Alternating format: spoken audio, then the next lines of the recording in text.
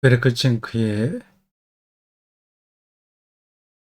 기도를 어떻게 드릴까요? 제2권에서 나라가 주님의 것이라는 대목을 읽겠습니다. 45번째 시간입니다. 우리 언어는 단순한 소리가 아닙니다. 그것으로 우리는 예수님이 하나님 나라를 말씀하실 때 의도하셨던 것을 되살릴 수 있습니다. 하나님 나라가 있는 곳에는 오직 하나님에게만 권세가 있습니다. 그곳에서는 사람에게 보호와 평강이 주어집니다. 거기서 인간은 생명과 행복을 누립니다. 거기에는 하나님의 뜻과 인간의 의지 사이에 틈이 없습니다. 거기는 하나님 나라예요. 하나님의 통치, 하나님의 다스림이에요. 바실레아 두테우예요. 그곳에는 고난도, 죽음도, 폭력도, 초조함도, 미궁에 빠질 일도, 위험도 없습니다. 우리가 하나님 나라를 이 땅에 이루기 위하여 노력해야 한다면 우리가 이루는 건 아니고 하나님이 이루시는데 우리가 그 도구가 된다는 뜻이에요. 예수님은 분명 이 세상에 나타날 평화와 정의의 나라를 상정하실 것입니다. 그것이 우리 인간들 사이에 이루어져야 하고 그 안에서 약한 사람들이 제대로 존중받아야 하며 약한 사람들이 우리가 서로 사랑 안에서 만나야 합니다. 그렇죠.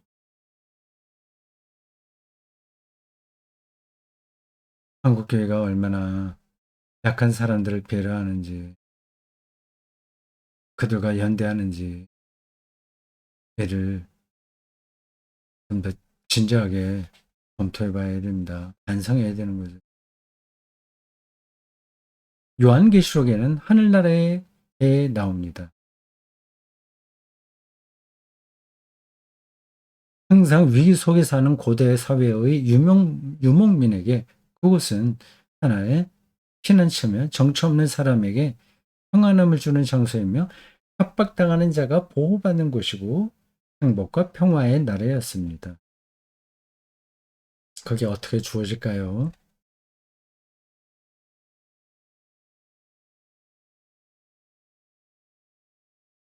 하나님이 하나님만의 고유한 능력으로 준비하고 계시겠죠. 그리고 우리가 또 거기서 해야 될 일도 있겠죠. 그런 어떤 이렇게 딱 정해진 음, 범주로만 생각하지 마십시오. 창세기 원 역사에 창세기 1장부터 11장까지 되죠. 어떤 동산에 관한 이야기가 나옵니다. 그 시절 그 동산은 게으름뱅이의 나라가 아닙니다. 하나님께서 주신 풍요로운 선물이었습니다. 259쪽.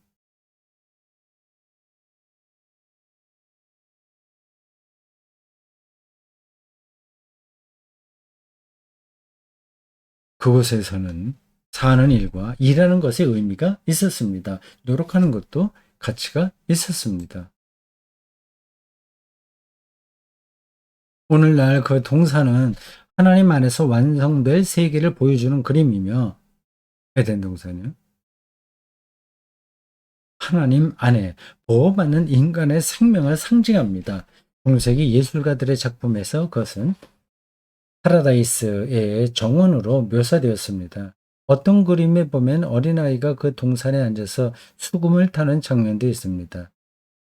메타포예요. 절대적인 평화가 안보된 세계를 은유로 표현하는 겁니다.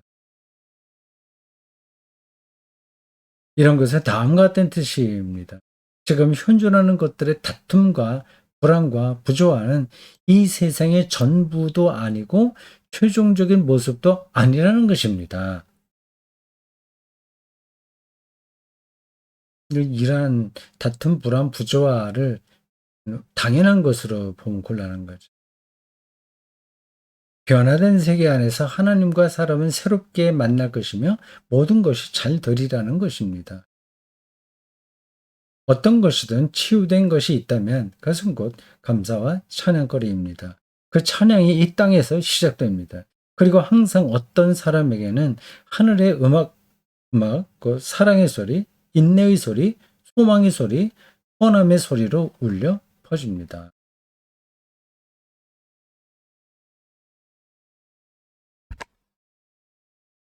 이제 기도문으로 나옵니다.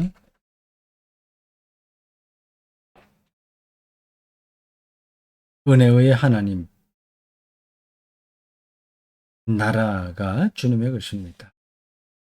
나라는 바실레야. 예수님이 선포하신 그 나라가 주님의 것입니다. 주님은 나의 피난처. 실감이 되시나요? 피난처라고 하는 게요.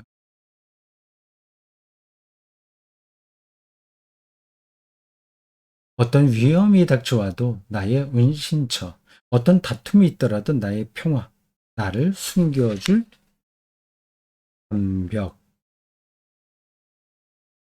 260쪽으로 가겠습니다.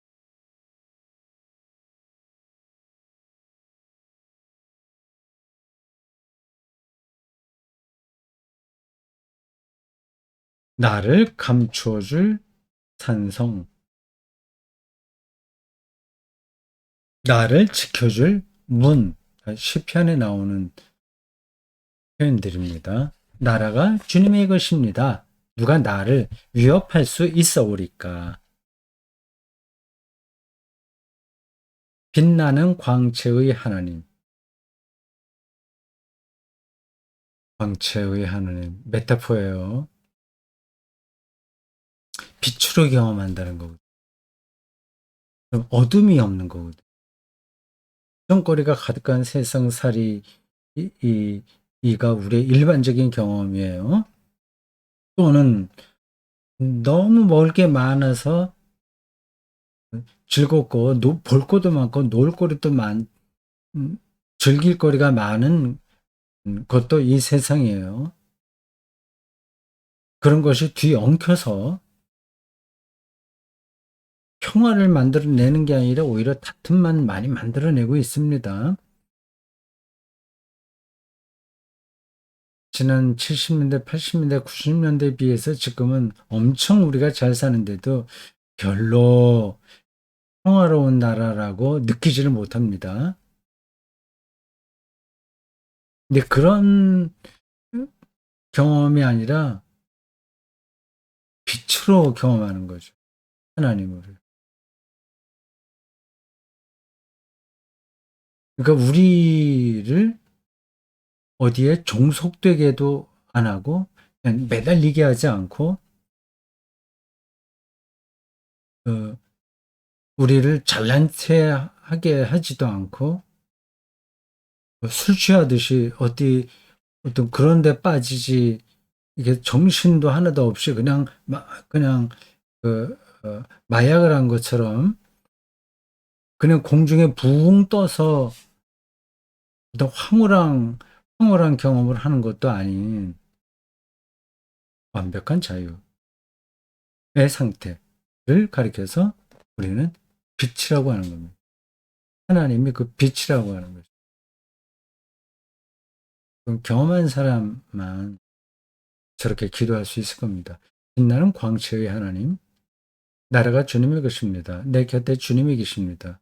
내가 힘겹게 노래하면서도 무엇을 위해 그래야 하는지 모를 때 주님을 통하여 나의 노력의 열매를 자랍니다.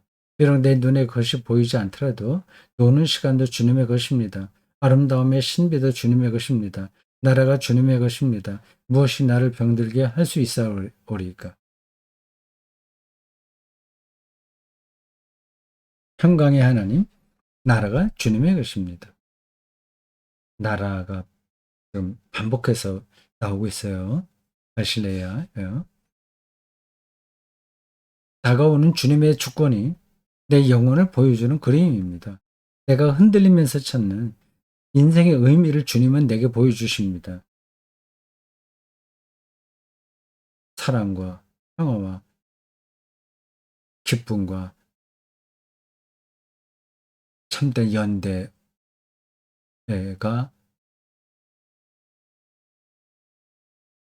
충만해지는 세계, 그렇게 인생의 의미거든요. 주님은 내게 보여주십니다. 다툼과 눈물 속에서 찾아가는 인생의 의미를 주님은 내게 보여주십니다. 160.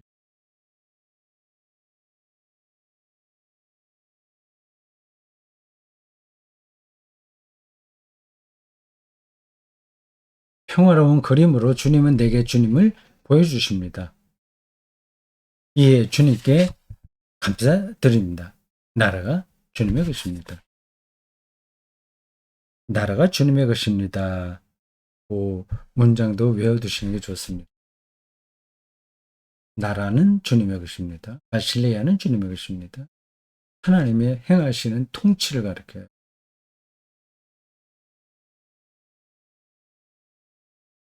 진리의 하나님, 주님은 내 인생길의 목적지입니다. 주님 나라를 나는 찾고 있습니다. 예수님께서는 가까이 왔다고 말씀하셨죠. 이 땅에 사는 동안에 그 나라의 징조를 내게 허락하소서. 징조를, 표징을 내게 허락하소서. 내가 평화를 지키며 선자리에서 놀이와 아름다운 것을 행하도록, 지금 있는 자리에서 놀이와 아름다움을, 즐거움이죠. 참된 즐거움이에요. 돈을 많이 버는 즐거움이 아니라 삶을 놀이로 경험할 때 주어지는 즐거움이에요. 아름다운 것을 행하도록 나를 피난처로 만드소서. 그리고 내가 부르는 감사의 노래가 증오의 엇박자를 피해가도록 나를 피난처로 만드소서.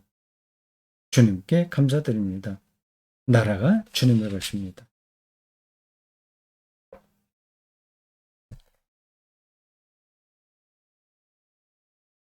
아름다운 기도문이죠. 그럼 마지막 연 한번 쭉 읽고 마치겠습니다. 진리의 하나님, 주님은 내 인생길의 목적지입니다. 주님 나라를 나는 찾고 있습니다. 이 땅에 사는 동안에 그 나라의 징조를 내게 허락하소서. 내가 평화를 지키며 선 자리에서 놀이와 아름다운 것을 행하도록 나를 피난처로 만드소서. 그리고 내가 부르는 감사의 노래가 증오의 엇박자를 피해가도록 나를 피난처로 만드소서. 주님께 감사드립니다. 나라가 주님의 것입니다.